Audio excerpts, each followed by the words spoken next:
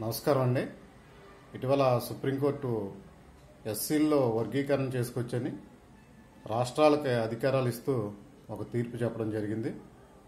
ఆ తీర్పు ప్రకారం ఆంధ్రప్రదేశ్ ప్రభుత్వం జస్టిస్ రంజన్ మిశ్రా కమిషన్ ఒకటి ఏర్పాటు చేయడం జరిగింది. మాజీ ఐఏఎస్ అధికారి డాక్టర్ రంజన్ మిశ్రా ఆయన ఆధ్వర్యంలో ఈ కమిటీ పనిచేస్తుంది. ఏకసభ్య కమిషన్ ఇది. ఈ కమిషన్ 2 నెలల్లో రిపోర్ట్ ఇవ్వాలని ఆంధ్రప్రదేశ్ ప్రభుత్వం కోరింది. దాని ప్రకారం కమిటీ రిపోర్టు 2 నెలల్లో ఇచ్చే విధంగా మరి ప్రభుత్వం ఎదురు చూస్తూ ఉంది. అయితే సుప్రీంకోర్టు ఏం చెప్పిందంటే ఎంపిరికల్ డేటా ఉండాలి. ఎస్సీల యొక్క స్థితిగతులు ఎలా ఉన్నాయి, వారి ఆర్థిక స్థితులు ఎలా ఉన్నాయి అన్నదాని మీద ఎంపిరికల్ డేటా ప్రభుత్వాల దగ్గర ఉండాలి. ఆ ఎంపిరికల్ డేటా లేనప్పుడు దాన్ని ఈ ప్రభుత్వాలు క్లాసిఫికేషన్ చేస్తే ఒప్పుకునేది లేదని కూడా సుప్రీంకోర్టు చెప్పింది. అలా సైంటిఫిక్ డేటా లేనప్పుడు మళ్ళీ మా దగ్గర రండి, మేము దాన్ని చూస్తామని కూడా చెప్పడం జరిగింది.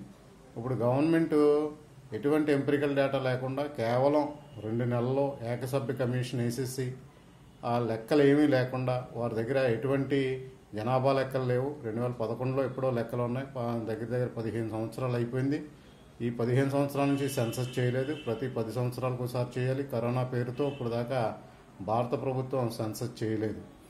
దాని ప్రకారం ఏ రకమైనటువంటి లెక్కలు గవర్నమెంట్ దగ్గర ఉన్నాయి, గవర్నమెంట్ ఏ రకంగా చేస్తుంది, గతంలో జగన్మోహన్ రెడ్డి చేసినటువంటి కులగన్న రిపోర్ట్ మీ దగ్గర ఉండొచ్చు కానీ అది కోర్టులో నిలబడదు, అది సైంటిఫిక్ డేటా కాదని గతంలో సకల జనుల యొక్క సర్వే ఒకటి తెలంగాణలో చేస్తే దాన్ని కోర్టు కొట్టేసింది.